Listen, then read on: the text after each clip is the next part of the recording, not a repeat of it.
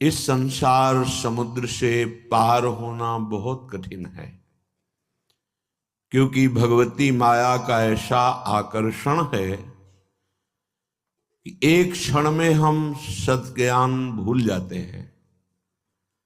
असत अज्ञान का ऐसा साम्राज्य सा छाया हुआ है।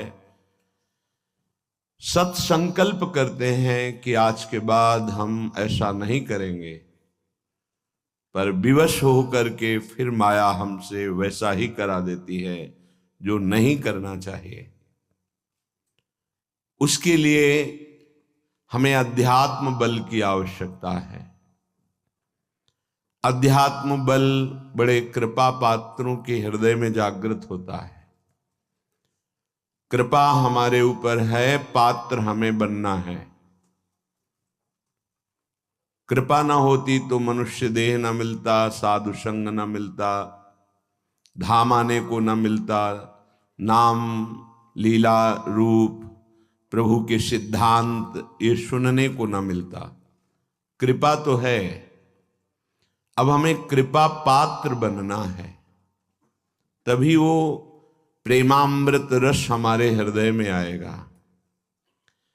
कृपा पात्र उपासक एकमात्र अपने आराध्य देव के चिंतन का ही महत्व रखता है।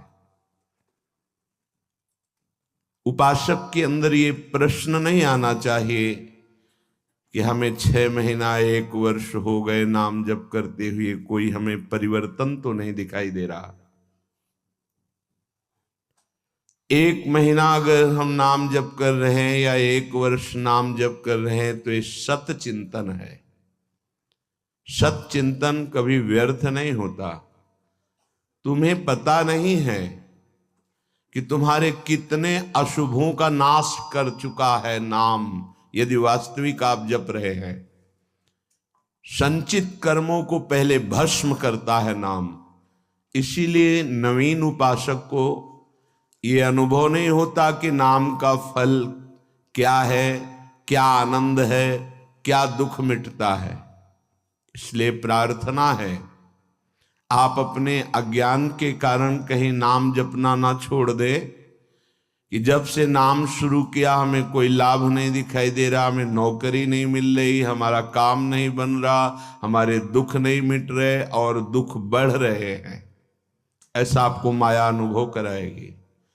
पर आपको दृढ़ विश्वास रखना है सदगुरुदेव के वचनों में, शास्त्र वचनों में, संत वाणी में।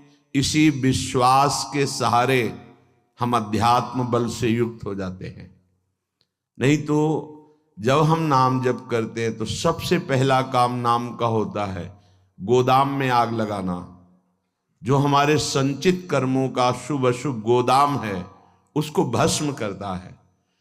अब ये बात पता नहीं है तो वो वर्तमान में तत्काल फल देखना चाहता है कि हम नाम जप किए तो हमारी सारी कामनाओं की पूर्णता हो ही जानी चाहिए। नहीं, नाम जप का फल क्या हुआ, वो ऐसा सोचता है, पर ऐसा नहीं है। नाम जप सबसे पहले अशुभों का नाश करता है, फिर शुभ फंसाने वाले जो होते हैं वो उनका भी नाश कर देता है। इसके बाद क्रियमाण पूरा परम पवित्र करके भगवद अर्पित कराता है, प्रारब्ध भोगने की सामर्थ्य देता है। फिर आनंद का ऐसा उन्माद होता है, आनंद की ऐसी उत्तम अवस्था होती है जो वाणी से वर्णन नहीं की जा सकती। आप धैर्यवान बने, उत्साह पूर्वक नाम का जप, नाम का कीर्तन, नाम का चिंतन करें, परिणाम बहुत मंगलमय होगा। थोड़ा धीरज रखें, थोड़ा विश्वास करें। न एक एक नाम आपको उठा रहा है, अभी आपको समझ में नहीं आएगा। जब आपके पाप नष्ट हो जाएंगे, हृदय निर्मल होने लगेगा, तब आपको समझ में आएगा। मेरा मन प्रियाजू की कृपा से इस प्रेम रस में आविष्ट हो गया है। अब मेरे लिए वृंदावन से उत्तम कोई नहीं, क्योंकि वृंदावन ने मुझे प्रियाजू प्रदान किया, प्रियाजू के चरणों का प्रेम प्रदान किया, राधा नाम प्रदान किया। अब किसी की कोई मर्यादा नहीं। प्रेम की अपनी स्वयं की मर्यादा है कि वो किसी की मर्यादा नहीं रखता। प्रीति न काहू की कान विचारे, ये प्रेम है। प्रीति की रीति रंगीलो ही जाने। अगर प्रेम का सही रूप कोई जानता है तो प्रभु श्री कृष्ण जानते हैं। इसलिए वो मर्यादा पुरुषोत्तम के रूप में जब अवतरित हुए तो एक एक मर्यादा का पालन।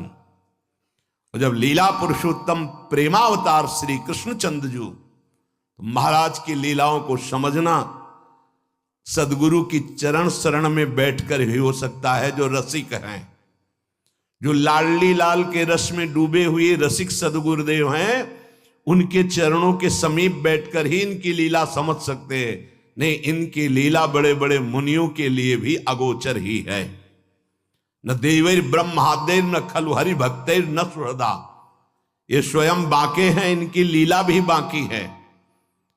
ये बाके की बाकी लीला को जिसका कहीं कुछ बाकी नहीं रह गया वही समझ सकता है। कोई भी चाह, कोई भी लालसा यदि बाकी है तो बाके की लीला को नहीं समझ सकता। जिसका हृदय समस्त कामनाओं से, इच्छाओं से रहित हो चुका है और प्रेम रस का रसिक हो गया है, वो इनकी लीलाओं को जानता है।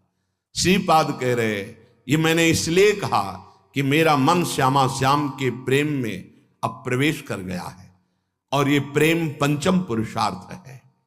तो उपासक को बड़ी कृपा है यदि वृंदावन धाम आने को मिले, आश्रय मिले, वास करने को मिले, उसमें विशिष्ट कृपा के सत्संग मिल जाए।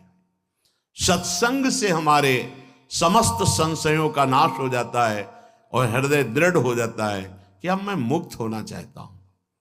जीवन मुक्त महापुरुष ही प्रेम में प्रवेश होता है, ध्यान रखना। प्रेम रस तभी प्राप्त होता है, पहले प्रेम जीवन मुक्त करता है, तत्वबोध कराता है। सर्वान वस्तु तया निरीक्ष परम स्वाराध्य बुद्धिर्मम, जो उपनिषद कहते हैं सर्वम खलमिदम ब्रह्मणे नानास्ति किंचन, इसका पहले बोध होता है, फिर प्रेम रस प्राप्त होता है।